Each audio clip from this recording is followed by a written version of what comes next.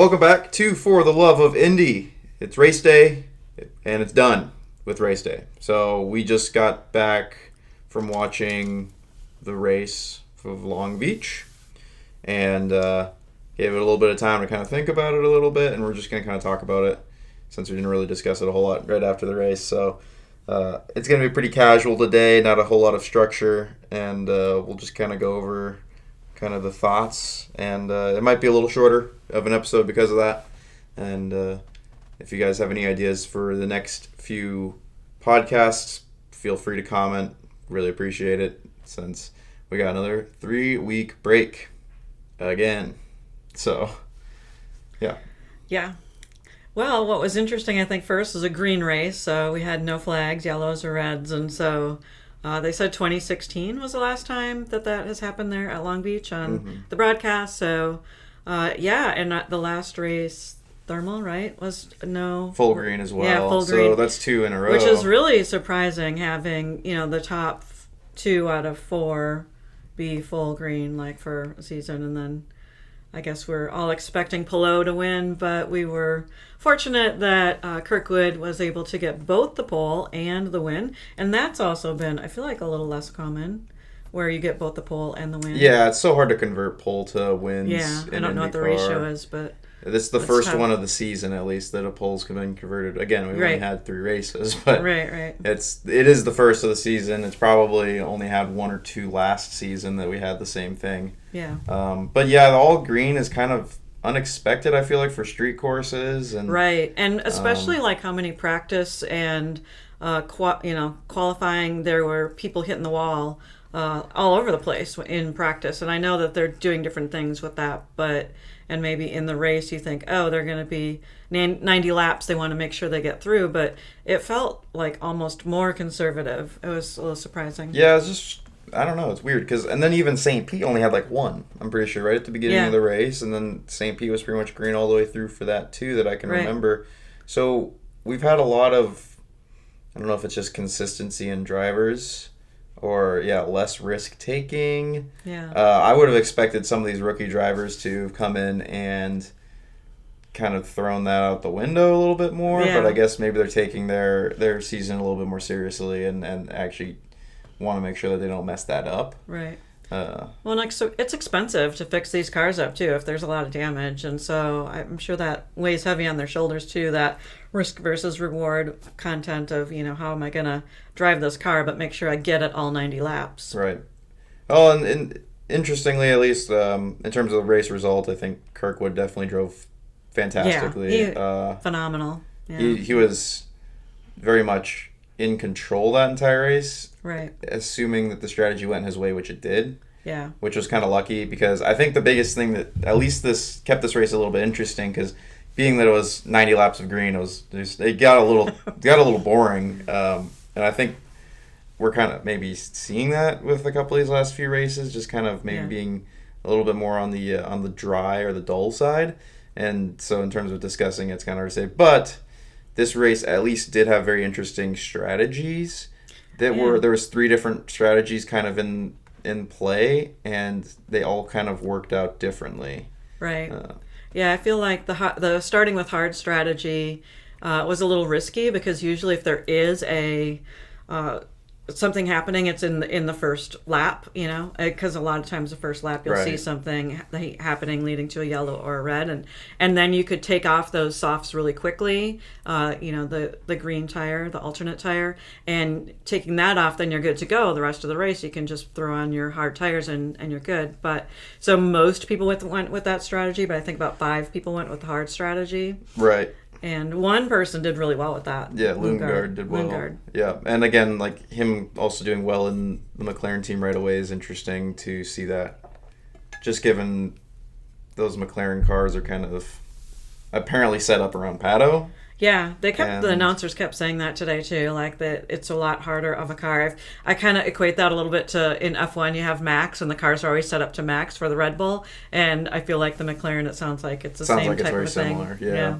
Yeah, I mean, obviously Rossi couldn't kind of figure out the 7 car, and Rosenquist couldn't really figure out the 6 car, in years prior. So it's interesting to see Lundgaard come in and do well, and he says it almost like he likes it more than the RLL Right. car, which is kind of weird. Yeah, and he's above Pato too. So Pato's kind of like their lead driver, the driver that's been around for the longest, and here he comes in and he's really converting pretty early. Yep. So that's quite impressive. I think we for could him, see actually. Lundgaard maybe like I don't know if we're gonna make season predictions 3 races in. I feel like Lundgaard's gonna score Pato in the championship. Yeah. Just because I think he's looking a lot more comfortable in that car Yeah. with the hybrid system where Pato's just not. Yeah. I mean, he did at thermal, but then didn't really have that pace towards the end, I guess, from tire strategy. So Right. it's interesting to see that from him, especially. But Palou didn't actually have the skill today to kind of take it away from Kirkwood, Right. which was nice to see. I mean, I don't think seeing a third Palou win in a row would have been a nice, like a promising start to the season. Right. It I think would have probably detracted from a lot of people's interest. I think you'd probably see a lot of people start to fall off, and even him coming in second's already like, oh geez, it's just gonna, likely championship contender. Yeah. Now Kirkwood's in second in the standings, and Yeah. I made the prediction that if anyone in Andretti does well, it's gonna be surprisingly somehow Kirkwood Yeah. over Herta, and we're already seeing that. Yeah. Um, And Herta's really good at this race typically too. He's won this race before. He's comfortable at Long Beach. This is like his home race, so he gets, all of this attention and energy. It might put a little extra pressure on him as well when he's actually going out there to race. But I don't know. I think his strategy, they were pitting, like one apart from, Right. And just maybe that little portion, because I feel like the pit stops are pretty good. I think, stops were good. Of course, Fox isn't giving us pit times, so we don't have any idea if it's a 6-second stop or a 9-second stop, and that's a huge variable Right. in the race that they just don't. Yeah, they kind of like brush aside. They don't Yeah. even talk about it. They're just talking about their speed. That they're driving a minute and 8 or a minute and 9 or whatever. And but the pit strategy is really important as far as those pit times. I'm getting really tired of it at this point. I know. I mean, we've had 12 weeks between races cumulative, or around there, 9 to 12 weeks. Yeah. And we're still not listening to anything that the fans have to say. Yeah. I mean, there's just no you go into comments for these things, everyone's complaining, I can't see pit times, I don't know, I need telemetry data, I want to know what's going on. Yeah. Qualifying's kind of still a mess, and they're still not fixing it. Yeah. And we're still not listening to it, and we're still... Well, I do see some things that they're doing. They did, like the track at the beginning, they did the red and the green. Yeah, where the brake zones. Where they showed the brake zones and they showed the line, the driving line.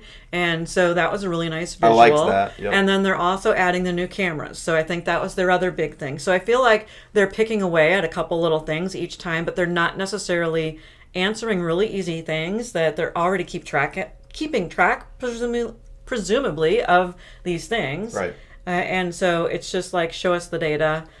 Even if it's intermittent, when you've got the commercial on one side and then you still have the race going, and then up at the top you've got, where people are. So they're keeping that going, but add some things in that really help us see that. So yeah, I think it's just tough because the driver camera was cool, where it's like they're doing with F1, right. having the camera in the side of the helmet and getting more of that view. I actually liked how the angle worked out better in the IndyCar than it looks in the F1 cars. Yeah. For some reason, the F1 cars, it just doesn't really give you an actual scope of what the cockpit looks like in the F1 car versus in IndyCar. I feel like it has a better maybe lens going on. Mm-hmm. It looked good. It was cool. I liked that, but we're adding all of this extra stuff when we need to be focusing on these simple, just easy the basics. Yeah. So yeah, we'd be happy if they got the basics right and then started adding these extra features. And especially with quali,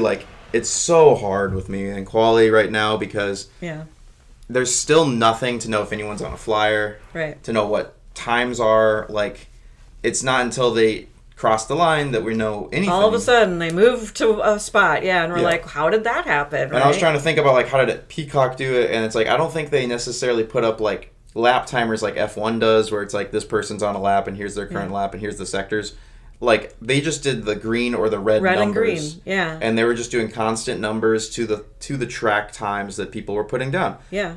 So It's then you not could hard. visually see, like, if they're going green, they're good, they're on a good lap, you can see it happening. Right. Versus if they're red, it's like, oh, they're not probably going to move up. And so you could really get a much better feel of how that was going to play out. You saw that potential versus, like, now you just don't even know. You're just kind of randomly watching, and then all of a sudden you see, oh, they go to third. Oh, okay, well, thanks. Where did like, they come from? Yeah. I had no idea they were even on a flyer. Yeah. Like, yeah, it's... Yeah, that's tough. It's just so... it's just... Are they ever going to fix this? I don't know. I mean, I kind of feel like at this rate, we're 3 in. Yeah. We're getting things that we don't necessarily need, and it's not improving quite how it needs to be. At least we got to watch the full race. Yeah. I mean, there's a pro, right? I mean, yeah, we got to watch the whole race. We even at the end they had the award ceremony, so you could see them up and getting their trophies. And a lot of times they're breaking away. They don't have time for that, and they don't show that. So it is nice seeing some of that end where they're interviewing and doing the trophies and giving you a little bit more of kind of that conclusion of the race. I think sometimes that's probably a timing issue because we didn't have any reds or yellows, and so we had that buffer of time that it was all green, and so they had enough time to show us that. I think camera angles did get better as well. They weren't completely stuck onto one thing as much. There still were moments where I'm like, man, we're really just following Kirkwood and Pillow around again, aren't we? Like, yeah, there's the leaders. There's trains going on in the background of like 4 cars that are all Right. kind of within a second of each other. And then they showed it after commercial break, so it's like, okay, they figured that out, Yeah. but we're, like, it was better. Thermal, I feel like it was especially rough, so I think that it's gotten, like, there's an improvement there. But I guess aside from Fox, like, other weird race, Rasmussen and Stingray on, like, really weird alternate strategies. Right. Somehow getting both in the top 10. Yeah. Which is, like, I guess good for Stingray, but, I mean, I feel like at this rate, if Grosjean was still in the car, like, Grosjean probably would have been doing better in these last 3 races. It's possible. Yeah. I mean, he's more experienced, obviously. It's Stingray's second year, and Stingray, he just doesn't, I don't know that I get the feel that he really pushes. Like, I feel like he gets comfortable in the race, but that's just kind of what I see with this driver. It's just hard to say. And then Rasmussen's just kind of is just there, I guess. Like, it's one of those just drivers that's like, yeah, he's there. I think Lundgaard still should have, not Lundgaard, Lundqvist should probably still have had that seat. But right. That's another story. Yeah, that's a whole other thing, right? But speaking of Lundgaard, getting all the way up to 3 and his strategy, that was really impressive. That was surprising. I think that strategy only worked because there weren't any yellows or reds. Yeah, this was like one of those weird races where, like, you plan out a strategy as an engineer and it goes exactly pretty much to plan. Right. And he's in the top 3 too now. So you have Pillow and Kirkwood, and then Lundgaard's right there. It's the 3rd right now after these races. So it is pretty impressive that that push has been so much by him. Right. That he's really gotten up there. I think I don't remember where Lundgaard even started. He was like in like 15 because he crashed in qualifying. Yeah. So I think he was like down in like 15 or something. Well, wasn't he like 12 because he had to, like, the red at the very end, and then they had to move him down to 12? Yeah, was it 12? Yeah, it was 12. So he started 12 and it's 3 on an alternate strategy, which is solid, yeah. Yeah. Solid.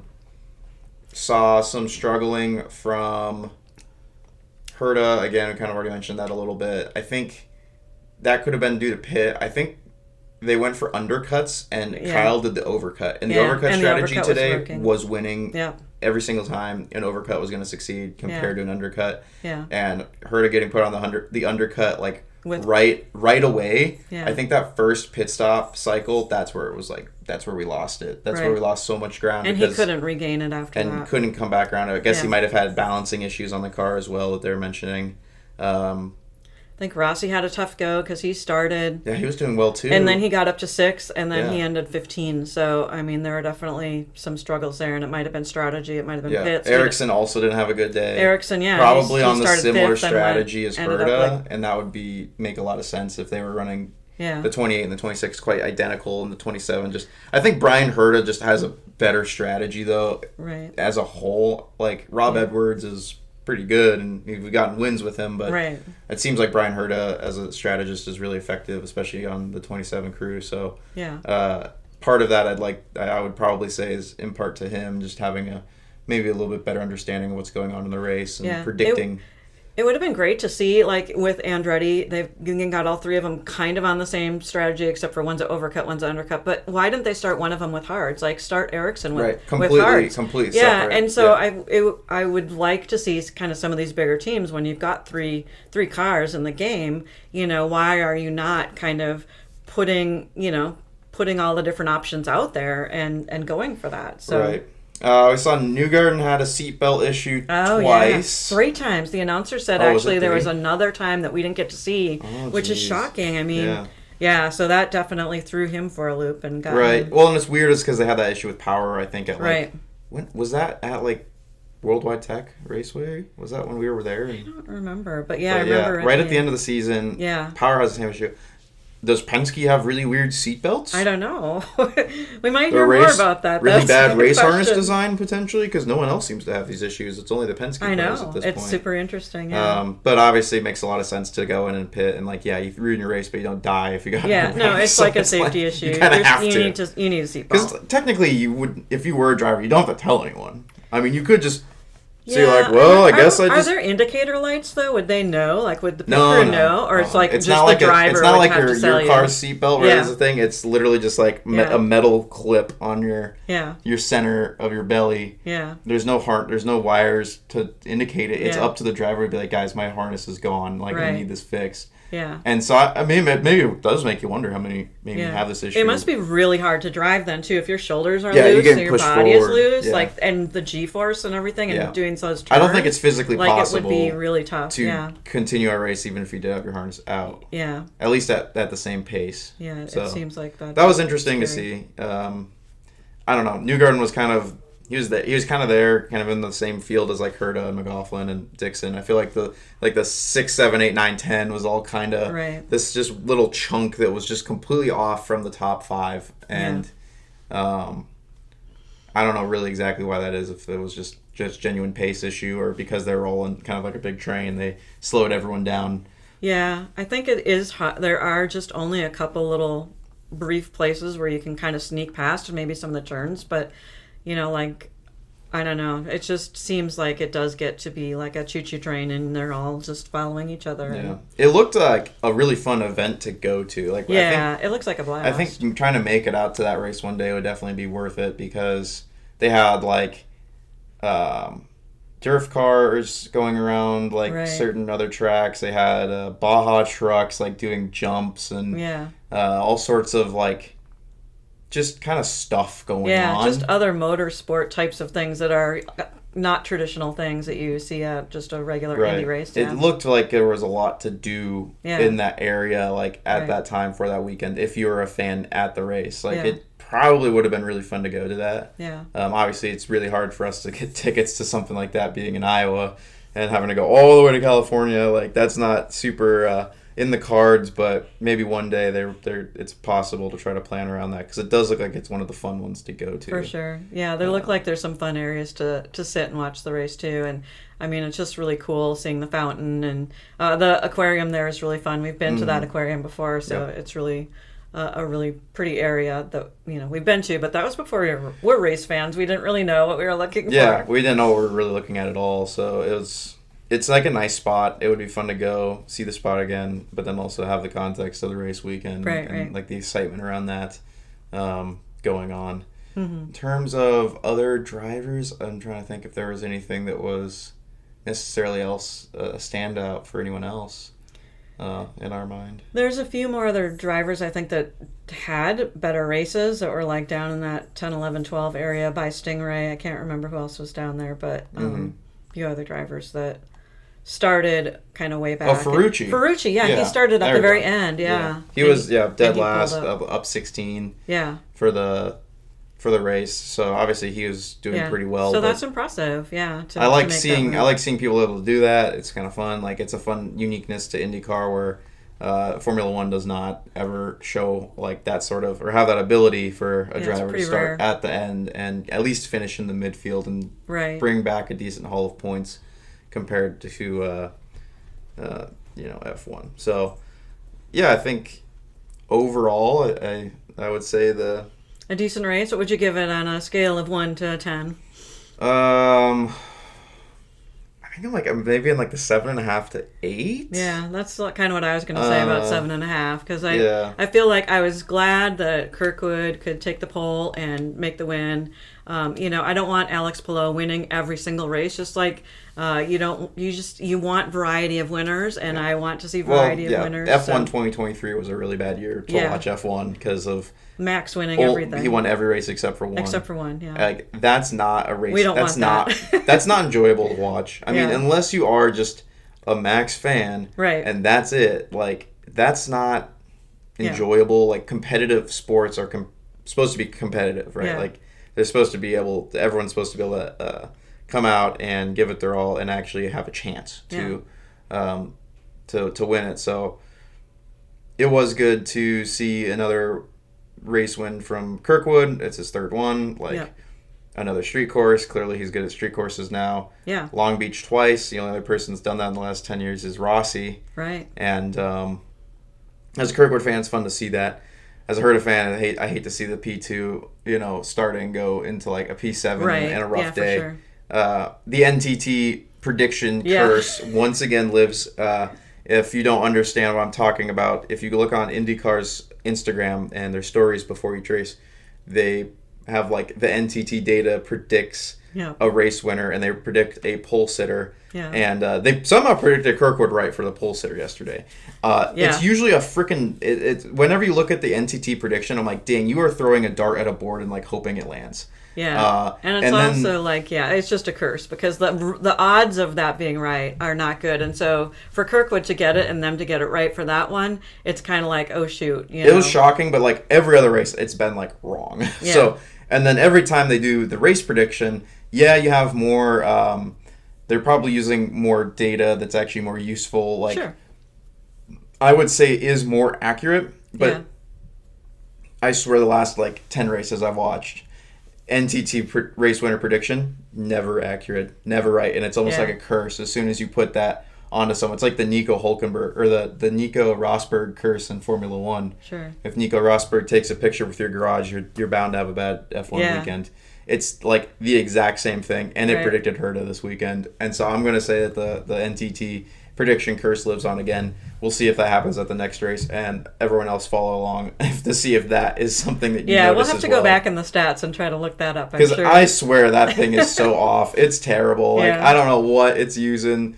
I mean, it's rough. It's not ever accurate. And well, it's so much more pressure too. Like, hey, did you know you're predicted to win this race? And it's like, oh shoot. I'm sure they're not. I don't think they're told that at all.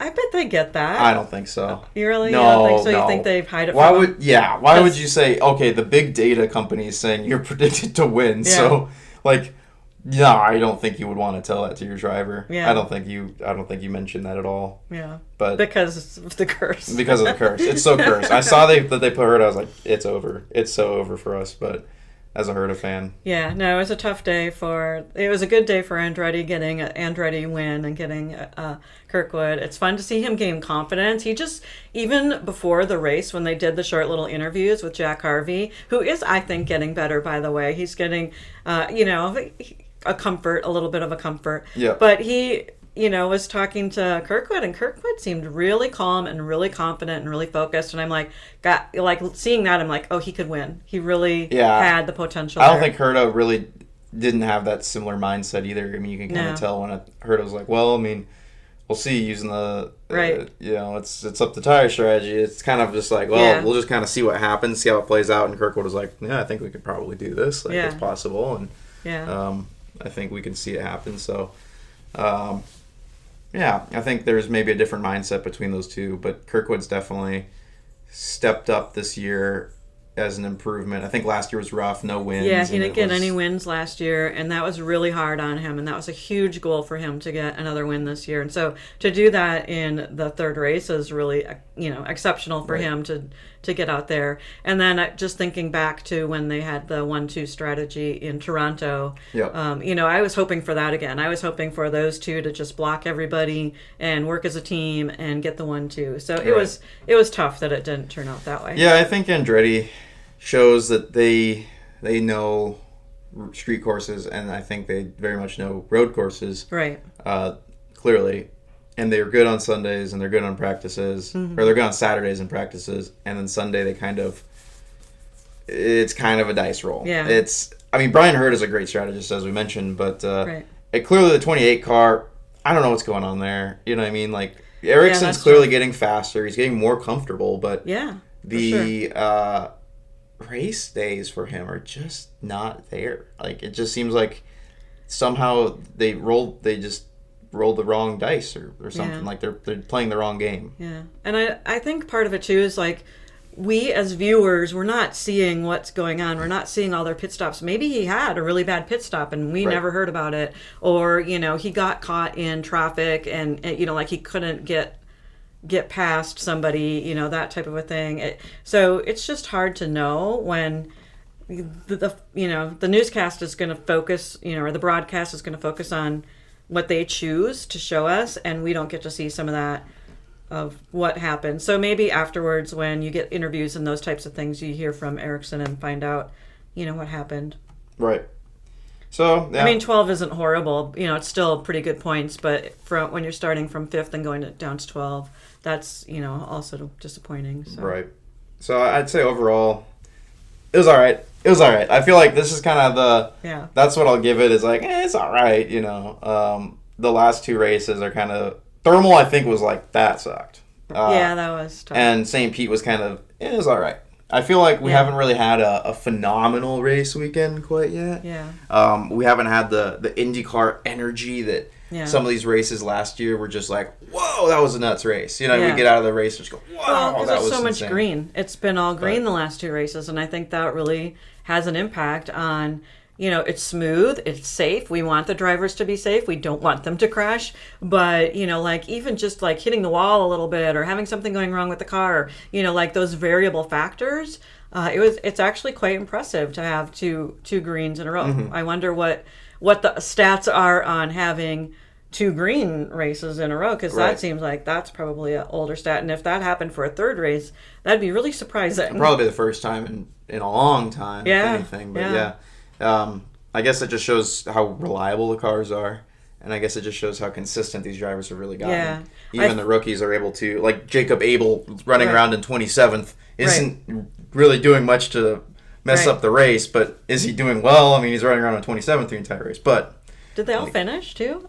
I feel like they all finished, I don't think there was any DNFs or anything like that. Yeah, I mean... which is also kind of surprising. So there's a lot of interesting things happening right now, and I don't know that it's as exciting as a viewer, but it's also great to see them focused and consistent and working hard, and the teams are dialed in and they're getting the cars right, so it is nice to see, but it's also as viewership, it's a little bit more, there were a few times in the race where it's just, I got a little tired and sleepy. And Indycar does that sometimes. Even when you're at the races, sometimes you're like, man, this is the long stint. I'm tired. Like trying to. I feel like the noise too, like that, the engine noise is like a kind of a calming noise. Yeah. Like I sleep with a sleep fan at night, and so I like having that background noise, and so like that can kind of like, oh, it's nice and soothing. I'm tired. Right. Yeah, I feel like it does that, but.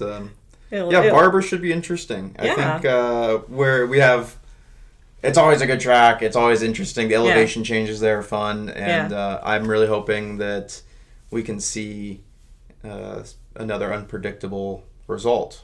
And I think Barber too. It's fun that we've had these road tracks, and then you're going to another kind of a closed circuit track, and there are places where they're just flying over kind of some of those hills, and so. it's just got a lot of variety, I think, in turns, and it's fun. There's a lot of those silly statues around, and Right. the girl hanging. Yeah, you know. hanging girl, I whatever, don't know. Georgia or whatever. Yeah, I Georgina. mean, there's just Yeah. all kinds of interesting little things. That would be another fun place to go. So if you get to go, tell us about it. We love to hear people that get to go to races and Yeah. what your experiences are, because that's, they're all on our list. We want to make it to all these races, but yeah, so We'll see. definitely looks Yeah. fun. But, let us know what you guys were thinking of the race. Love to hear your thoughts in the comments. We can maybe bring those up if there are any in the next one. Just maybe discuss it. Thoughts on Fox, especially. I think there's issues on my end, and I'd love to hear if people are kind of thinking the same thing. Make sure, again, to like this video, share this video into any sort of IndyCar groups. We love having, any publicity for us is fantastic. We always appreciate it. Even just you spending the time with us here for the last 30 minutes is more than enough, and we really appreciate that as well. Yeah, thank you. We appreciate you. Yeah, so just, again, like, share, comment, subscribe. We're trying to post these. We took a break last week.